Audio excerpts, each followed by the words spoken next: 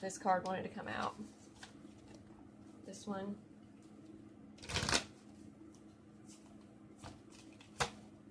This one.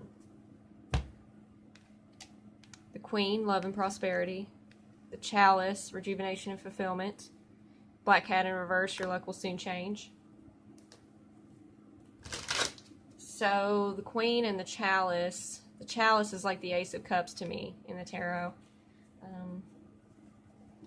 It's a new chapter to do with something based on emotions, something positive based on emotions. The Queen, love and prosperity. So this could be a romantic matter, or it could just be that a queen, there's a woman out there who is mature and stable, and she's in a loving period. She feels like loving. It doesn't have to be toward one person. It can be toward the world or just in general. With the Black Cat in reverse, your luck will soon change. First of all, I'm getting that this woman might work with animals or something. That's sort of like a secondary message. And she's concerned about either one animal or the welfare of several animals in some situation. And this reading could be for her, whoever this is, this reading could be like to figure out what to do in this situation or the future of this situation.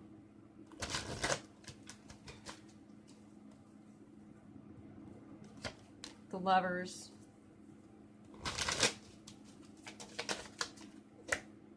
The Ace of Cups. Oh my God. You can't make this up.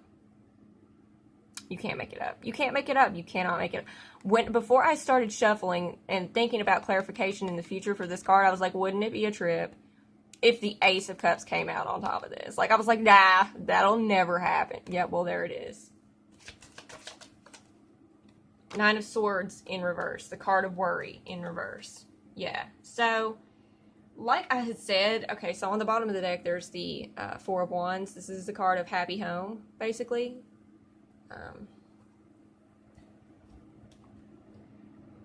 And on the bottom of the other deck is the Sphinx. Choose your words carefully. And this is, again, the Sphinx is kind of like a cat-like creature, right? So, I don't know. I just get that somebody out there is worried about animals. Maybe it's a cat that somebody's worried about or something like that. Or some kind of situation where there's like there's animals or one animal or some animal and they're worried about the welfare of this animal, right? But for others, it could just be that somebody's worried about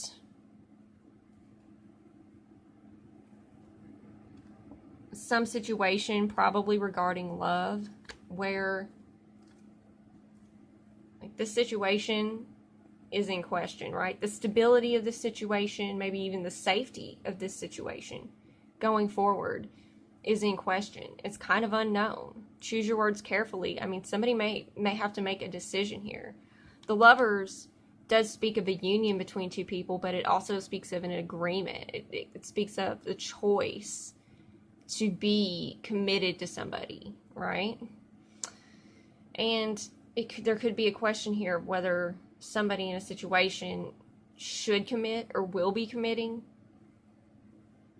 I mean, we have two Ace of Cups here. I mean, the question is whether or not somebody will commit. I mean, I think it's pretty clear that they will commit, right? But there is worry. Maybe somebody's had bad luck in the past with relationships and is concerned that they can never have a good experience, you know? But I feel like they need to drop that worry. And the only thing they can do to drop that worry is to make the choice to. Make the choice, right? The Lovers is also about choices. Make the choice to drop that worry. And understand that you can have a good romantic situation. You can. It's not impossible. Choose your words carefully. Don't lash out at anybody. Don't self-sabotage this romantic situation. That's what this is. And just to wrap up about the possibility of this involving a pet, if you're worried about the future of this animal, right? For some reason, you need to choose your words carefully surrounding that situation too. And I'm not sure exactly what that means. Maybe you are, maybe you know what that means. It's a very specific message for somebody, and I think if they see this, choose your words carefully, they're going to know what that means. But I don't know what that means in regards to that situation. It's just that choosing your words carefully, right? What you say matters in this situation. So just be careful about it and think it out. And think about the consequences of your words in the future, right? So try to, in your head, create a scenario of, if I say this, what will then be the cascade of cause and effect, you know what I mean, that happens after that. And I think that's a message for overall.